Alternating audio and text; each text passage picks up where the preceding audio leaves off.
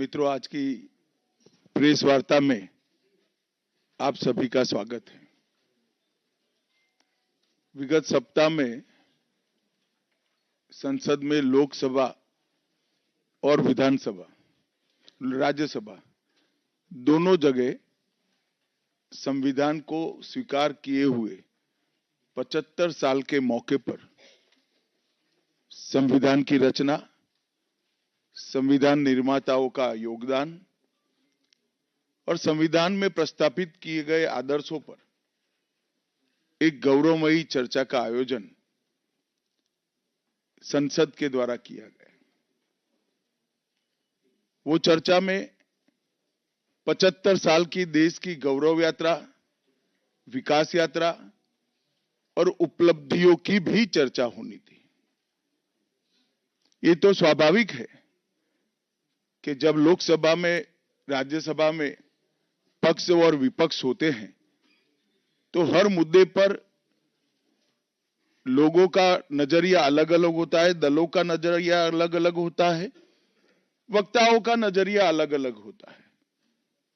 मगर संसद जैसे देश के सर्वोच्च लोकतांत्रिक फोरम में जब चर्चा होती है तब इसमें एक बात कॉमन होती है कि बात तथ्य के आधार पर होनी चाहिए और बात सत्य के आधार पर होनी चाहिए।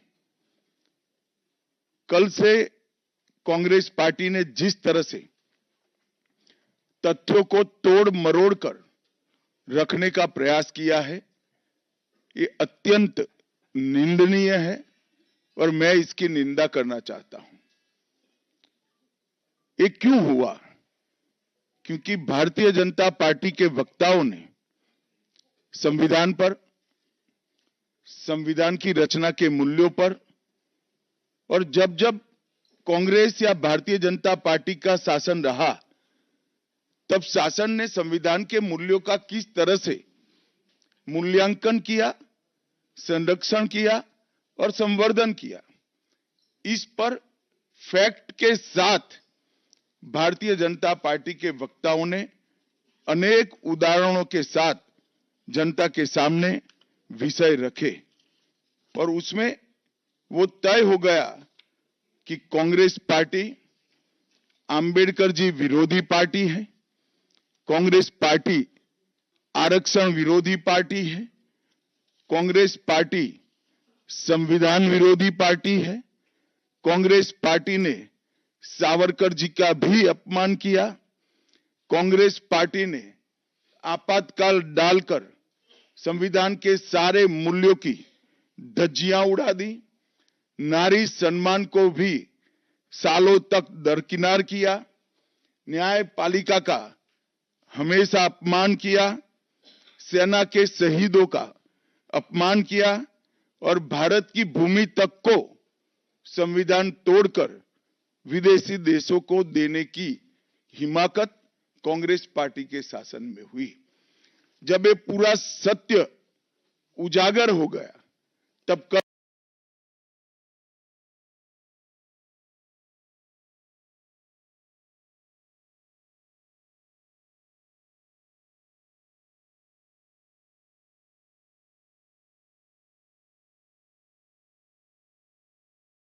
से कांग्रेस पार्टी ने फिर एक बार अपनी पुरानी पद्धति को आजमाते हुए बातों को तोड़ मरोड़ कर और सत्य को असत्य के कपड़े पहनाकर समाज में भ्रांति फैलाने का एक कुत्सित प्रयास किया है।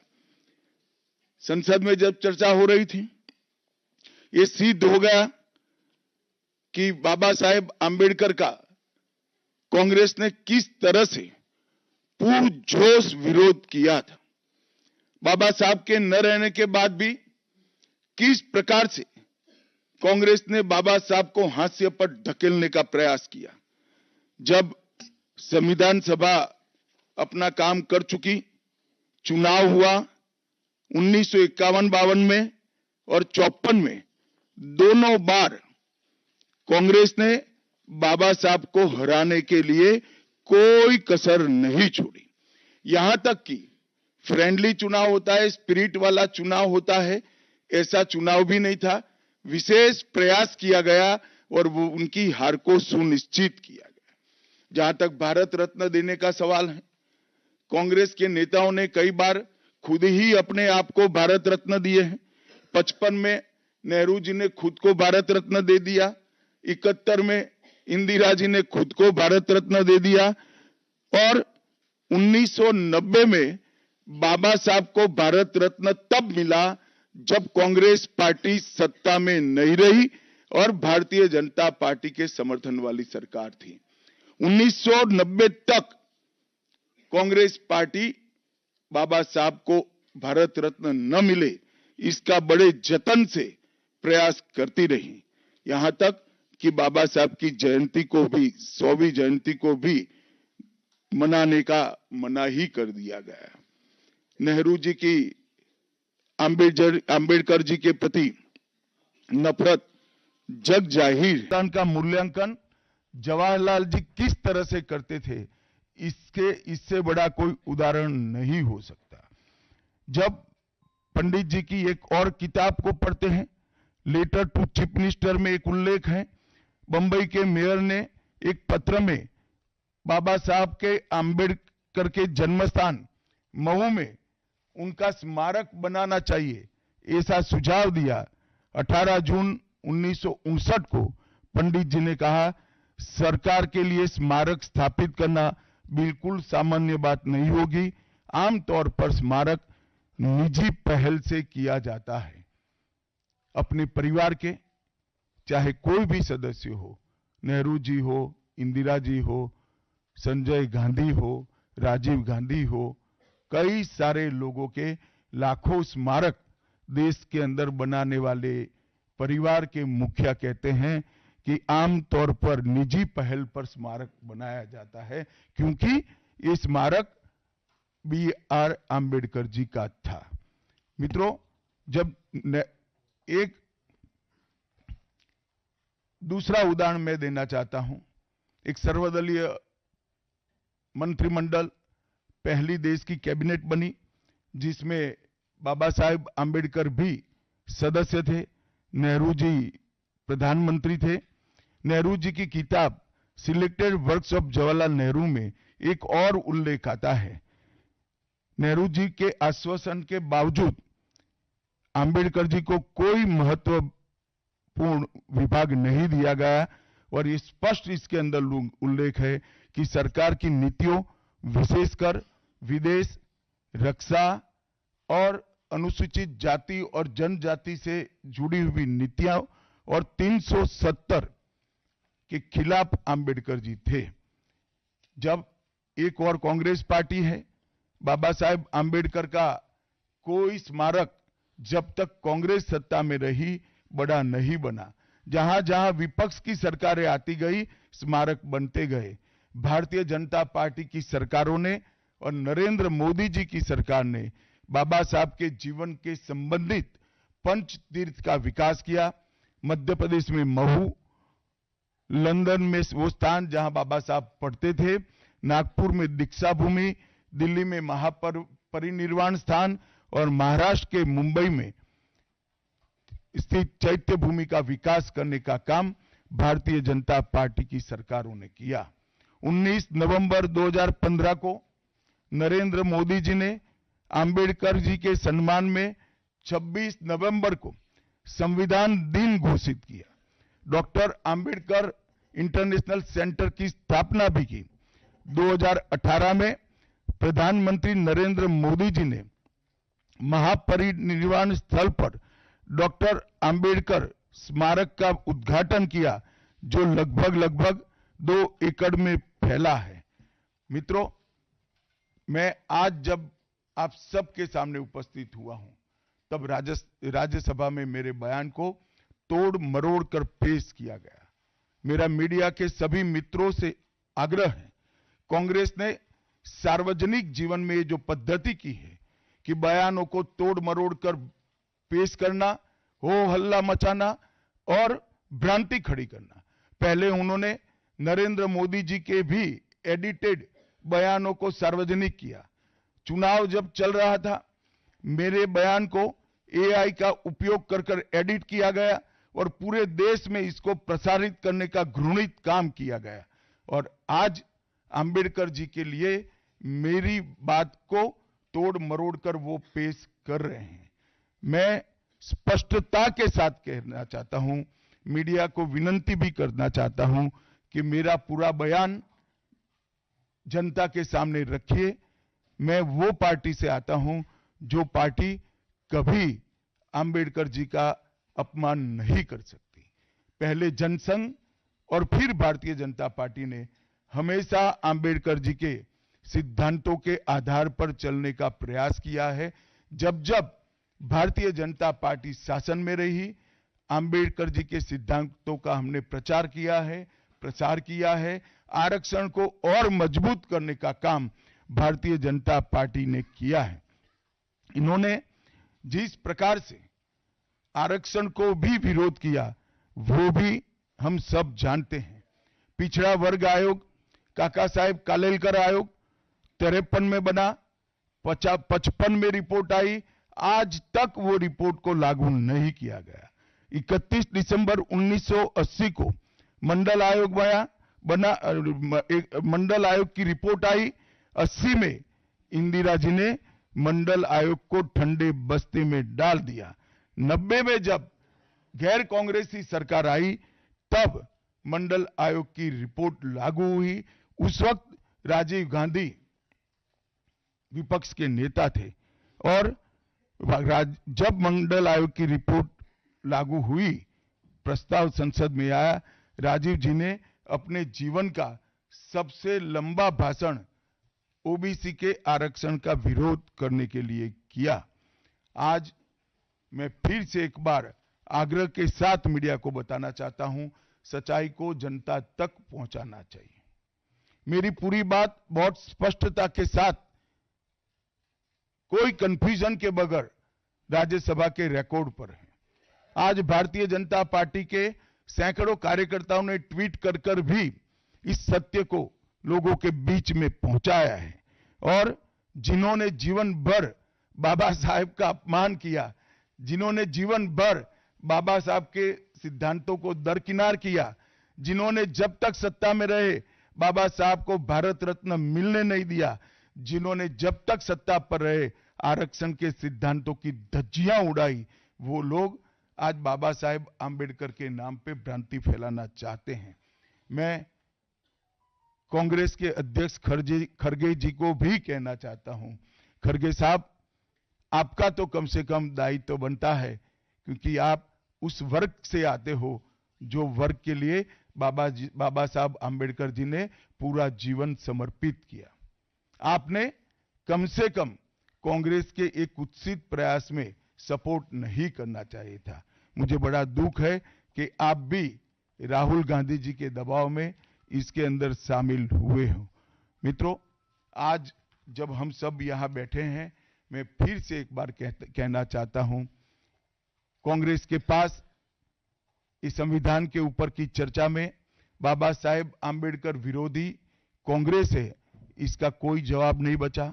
संविधान विरोधी कांग्रेस है, इसका कोई जवाब नहीं बचा। कांग्रेस आरक्षण विरोधी है, इसका कोई जवाब नहीं बचा।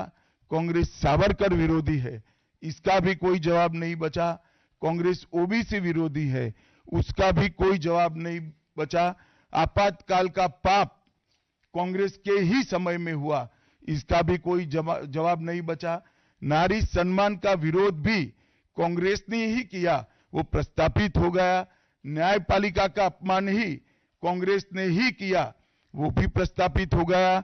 भारत की भूमि को भी संविधान को दरकिनार कर विदेश को सौंपने का पाप भी कांग्रेस ने ही किया, ये भी प्रस्तापित हो गया। तब फिर से एक बार चिर परिचित अपनी पुरानी नीति पर कांग्रेस आई है और उन्होंने मेरे बयान को तोड़ मरोड़ कर आधा ही दिखाकर जनता के सामने रखना और भ्रांति फैलाने का प्रयास किया है। कृपया मेरा पूरा बयान आप सभी लोग जनता तक पहुंचाइए, तो दूध का दूध और पानी का पानी हो जाएगा। मैं उस पार्टी से आता हूं, उस संस्कृति से आता हूं, जो स्वप्न में भी बाबा साहब के विचारों का या बाबा साहब के स्वयं का अपमान नहीं कर सकते। हम जानते हैं कि देश के संविधान को समावेशी बनाने में, देश के पिछड़े वर्ग को, दलितों को, आदिवासियों को, गरीबों को और वंचितों को न्याय दिलाने के लिए और देश के लोकतंत्र की नींव को इतनी नीचे तक गहरी पहुंचाने में बाबा साहब का बहुत बड़ा योगदान है। पूरा देश बाबा साहब के प्रति कृतज्ञता व्यक्त करता है। कम से कम हम तो ऐसा नहीं कर सकते जिससे बाबा साहब का अपमान हो पाए। और मैं फिर से एक बार कांग्रेस के ये कुत्सित प्रयासों की घोर निंदा करता हूं और जो संविधान पर दोनों सदनों में चर्चा हुई, कम से कम भारतीय जनता पार्टी की ओर से चर्चा का स्तर मेंटेन करने का पूरा प्रयास किया गया था, विषय पर बोलने का आग्रह किया गया था और तथ्य के साथ बोलने का आग्रह भी हमारे सारे वक्ताओं ने किया था। वो सारे प्रयास पर कांग्रेस ने पानी फिरा है और मैं मानता हूं कि देश की जनता इसके इस प्रयास को भी जानती है, उनकी मानसिकता को भी जानती है और उनकी कार्य संस्कृति को भी जानती है। धन्यवाद। रविंदर जी।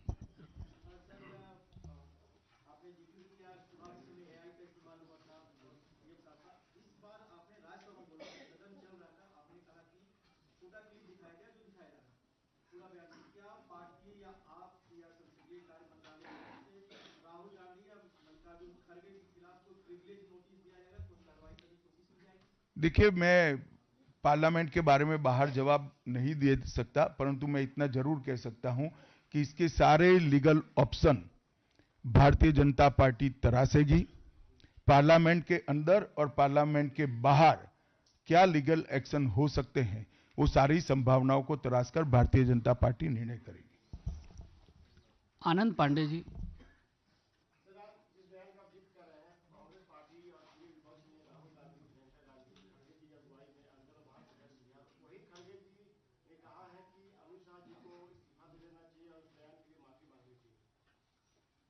खड़गे जी मेरा इस्तीफा मांग रहे हैं, इनको आनंद होता है तो शायद मैं दे भी दूं, मगर इससे इनकी समस्या का अंत नहीं है। अभी 15 साल तक कम से कम उनको वही जगह पे बैठना है जहां वो बैठे हैं। खड़गे साहब, मेरे इस्तीफे से आपकी दाल नहीं गलने वाली है। Neeraj ji, ABP news.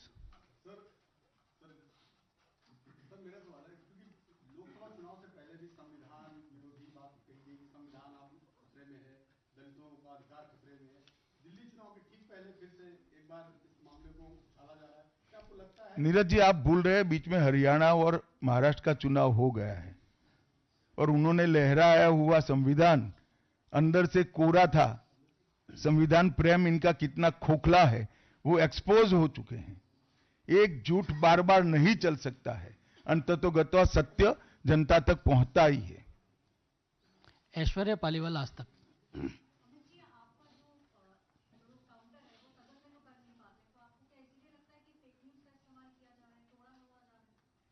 नहीं, सिर्फ मुझ पर नहीं, कई बार प्रधानमंत्री जी के लिए भी इस प्रकार के प्रयास किए, चुनाव के वक्त मेरे लिए भी किया था, फिर से एक बार कर रहे हैं। मगर मैं इसीलिए आज आप सबके सामने आया हूं। सार्वजनिक जीवन में आपका भी दायित्व है कि क्षीर नीर करने में जनता का मदद करिए, दूध का दूध और पानी का पानी करने में जनता को मदद करिए। मुझे आनंद होता अगर मेरे भाषण के मुद्दों के तथ्यों को वो चैलेंज देते। तथ्य पर चैलेंज देने के लिए कुछ नहीं है।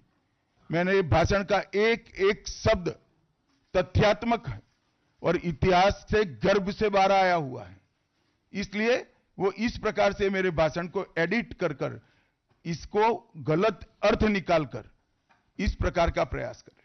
शैलेंद्र जी।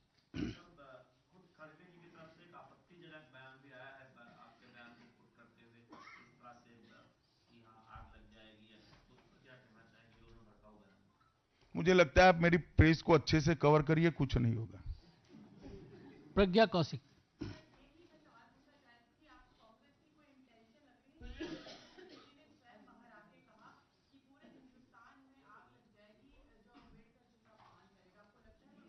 उनका इंटेंशन क्या है इसके डिटेल में मैं जाना नहीं चाहता, परंतु मैं इतना जानता हूं कि अब कांग्रेस को जनता जान गई है। एक ही प्रकार से झूठ और भ्रम बार बार जनता मानती नहीं है। विकास भदौरिया।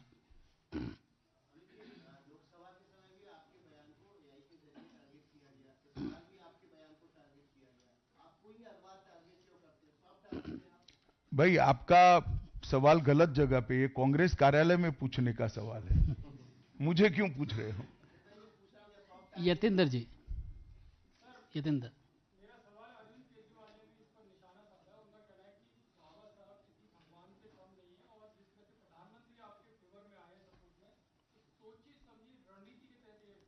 देखिए, इनकी भ्रांति है, प्रधानमंत्री सत्य के फेवर में बोले हैं। मोहित भट्ट। सर, जिस प्रकार से सारी विपक्षी पार्टियां भी अब साथ आ रही हैं, पहले वो अलग अलग मुद्दों पे पार्लियामेंट में अलग अलग दिखी थी, लेकिन इस मुद्दे पे वो सड़कों पे आने की बात करी। आम आदमी पार्टी ने प्रोटेस्ट किया, टीएमसी भी प्रोटेस्ट करेगी, तो इस मुद्दे पे सारी विपक्षी पार्टी एक साथ आ रही है। देखिए, सत्य को किसी के सपोर्ट की जरूरत नहीं होती। हमारी बात में, हमारे मुद्दों के साथ सत्य स्वयं खड़ा है।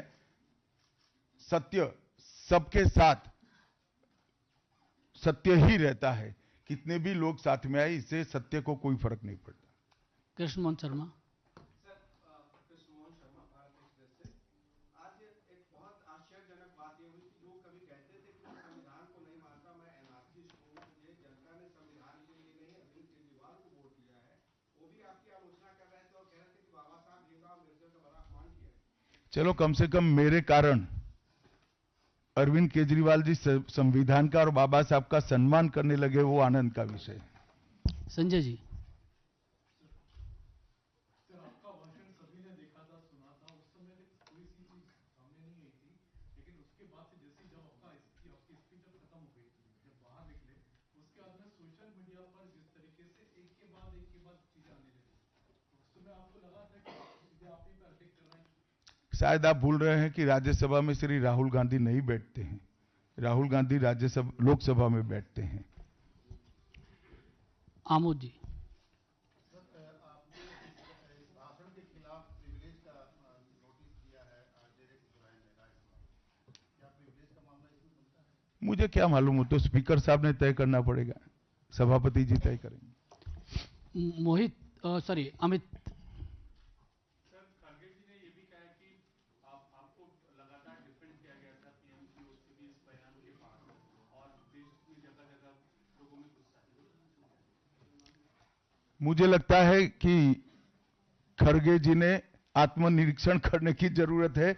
वो जो कर रहे हैं, इसके प्रति गुस्सा है या मेरे बयान के प्रति, वो उनको थोड़े दिन में मालूम पड़ जाएगा। आप पूछना चाहते हैं?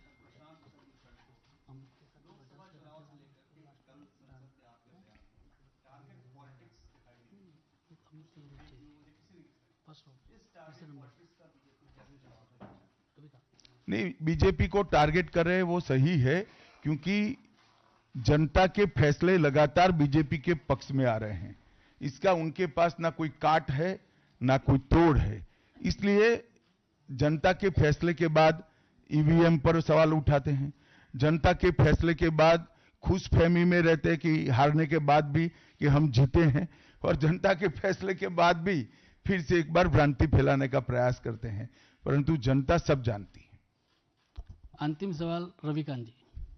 सर, पूरे सत्र के दौरान देखा गया है कि इंडिया अलायंस सभी मुद्दों पर एकजुट नहीं था, लेकिन कल के भाषण के आपके भाषण के बाद उनको लगता है कि एक मुद्दा मिल गया, आपके भाषण की वजह से सभी एकजुट होकर आप पर हमला कर रहे हैं, तो आपने यूनाइट कर दिया उनको। ऐसा नहीं है। जब एक प्रकार का नैरेटिव खड़ा होने का, गलत नैरेटिव खड़ा करने का प्रयास होता है, तब शुरू में नैरेटिव गलत है या सही, वो समझे बगैर काफी लोग साथ देते हैं। जब जनता का रिएक्शन आता है, तब कुछ स्थिति अलग होती है। आप थोड़ी राह देखिए। आप सभी मीडिया के साथियों का बहुत बहुत धन्यवाद। आप सब बहुत कम समय में आए, आपका आभार। धन्यवाद।